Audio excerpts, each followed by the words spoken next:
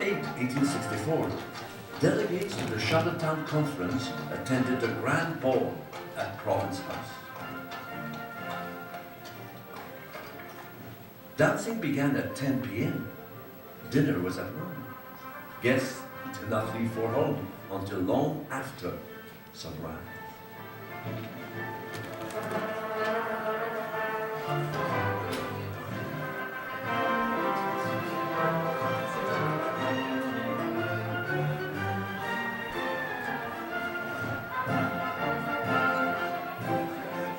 These were Canada's fathers of confederation, dancing quadrilles and drinking champagne.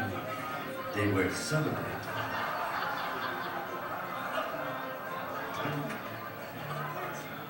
They were celebrating an idea, a big idea. An idea which had taken shape in Province House during the Charlottetown Conference. It was the idea of national unity, of creating a new nation, Canada. No document ever came out of the Charlottetown Conference. Nothing was oversigned. It was simply that the Fathers of Confederation agreed to the idea of a national union. It was an idea whose morning had come in September 1864 in this room in Province House, and it could not have come at a better time. By the 1860s, the United States had become the dominant economic, political, and military force on the continent.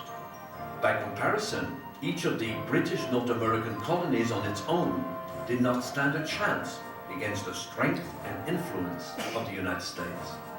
To survive with their own law, their own culture, and their own freedoms, these British North American colonies had to create some form of political and economic union. But how to unite? That was the question. How? The coastal provinces of New Brunswick, Nova Scotia, and Prince Edward Island were wealthy enough and independently minded enough that they thought they could go it on their own in what they had called maritime union. Failed negotiations with the province of Canada for an intercolonial railway sparked the maritime provinces to reconsider this union of their own.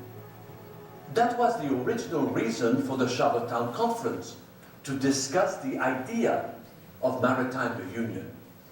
What they did not know when they met on September the 1st, 1864, was how big this idea was going to get. The Canadians were coming. When Johnny MacDonald, leader of the government of the province of Canada, heard of this conference on maritime union, he had his speeches written and his carpetbag packed. He was sailing on the steamship Queen Victoria from Quebec for Charlottetown, along with Georges-Étienne Cartier and the rest of the delegates from the province of Canada. They had invited themselves to the Charlottetown Conference. They saw this conference on maritime union as a stage on which they could argue the benefits of their own idea, a national union.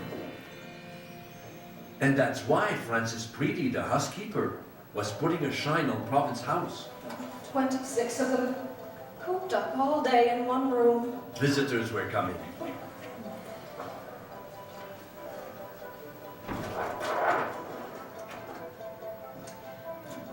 They'll be talking, all right. Talking 19 to the dozen.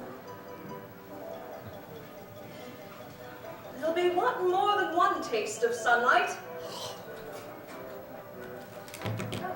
They'll be wanting to feel a breeze. Province House was the pride of Charlottetown, and Francis Preedy wanted to show it off to all those delegates soon to arrive for the conference in Charlottetown. Province House was a jewel at the center of the city. It was built between 1843 and 1847. Province House was Prince Edward Island's legislative building, the center of the island's political life, and it still is. Isaac Smith was the architect. It was the triumph of his life. He would be proud with the restoration of this magnificent building by Parks Canada. Stone built to classical proportions, 3 stories tall, it's a proud-looking building. Symmetrical and solid, with columns and pilasters and portico and pediment for style and ornamentation. But not showy. No, Province House has a strong and stately appearance. Yet there is something warm and welcoming about this building. Something simple and honest. Certainly there was something about Province House which made islanders, especially Francis Preedy, as proud as new buttons on a starched shirt. There'll be no tobacco spitting on my carpet. Mama, they're here. They're here? They're here. They're here! Mr. Poe! Mr. Poe, they're here! Mr. Poe! With her dusting and polishing done, and without knowing it, Francis Preedy had set the stage for Act One in the birth of a nation. They're here. They're here. The maritime delegates arrived mid-afternoon, August 31st. The Canadian delegation reached Charlottetown just before noon the following morning, September 1st. No one was on the wharf to greet them. Most of the Prince Edward Island government officials were occupied elsewhere. The Olympic Circus was in town, and the whole of Charlottetown, including the members of the government, had gone to the big top to see the dog and monkey show. William Pope, the provincial secretary of Prince Edward Island, had volunteered to represent the government and greet the visitors. But he had no idea when their ship would arrive.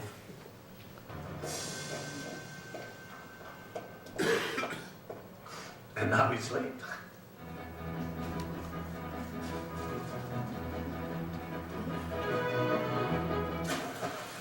The steamer had anchored 100 meters from shore, so Pope had to hire a small coaster boat to row alongside.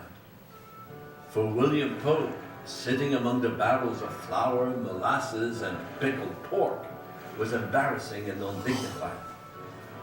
But for MacDonald, Cartier, and the Canadian delegation, Pope's rowing to meet them was a simple, unpretentious gesture of goodwill. It was also a sign of what was to happen next. The maritime delegates had been waiting for the Canadians in the council chamber of Province House. They had delayed their own discussions on maritime union because they wanted to hear what the Canadians had to say about a national union.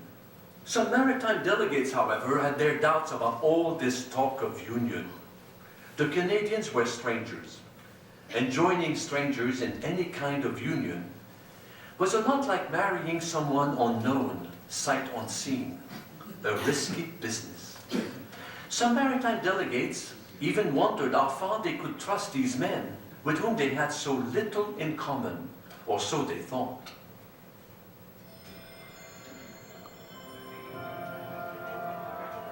Gentlemen, Canadians. Gentlemen, welcome.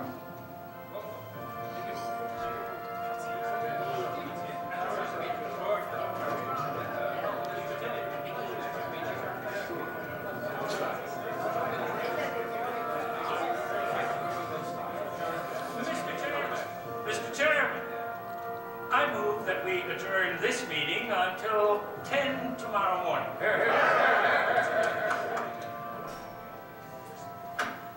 It was as if the delegates had recognized the need for courtship before they could ever agree upon union. It would be a hasty courtship.